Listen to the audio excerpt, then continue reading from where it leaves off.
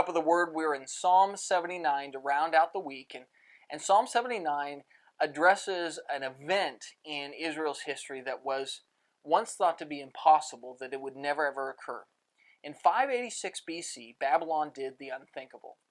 It came in and the army of Babylon destroyed the city of Jerusalem, and they took everything from the temple, down to the last shovel, the last lamp, everything, and carted it off to Babylon. The people were taken as prisoners. The land was given to somebody else. It was completely unbelievable to the mind of a Jew. And this psalm is written after that event.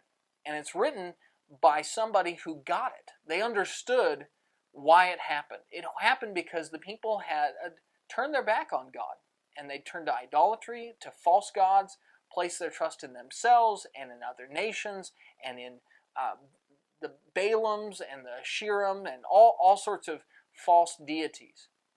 And this psalm is a begging of God for forgiveness from a humble heart, that God would forgive them for the past generation's sins, and a request that God would give future generations of Israelites a chance to come back, that he would hear the cries of the prisoners and hear the cries of the captives and save them from their Babylonian captivity and bring them back. And a promise that they would never ever again act that way, that we won't incur God's wrath or incite him to jealousy by serving false gods, but if we're ever allowed back, we'll worship you and you only.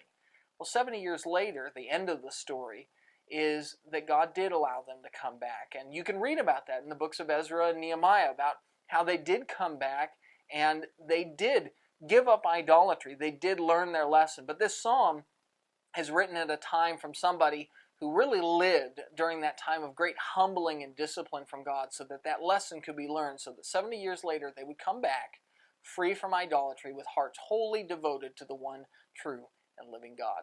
That's your Daily Cup, and we'll see you next week.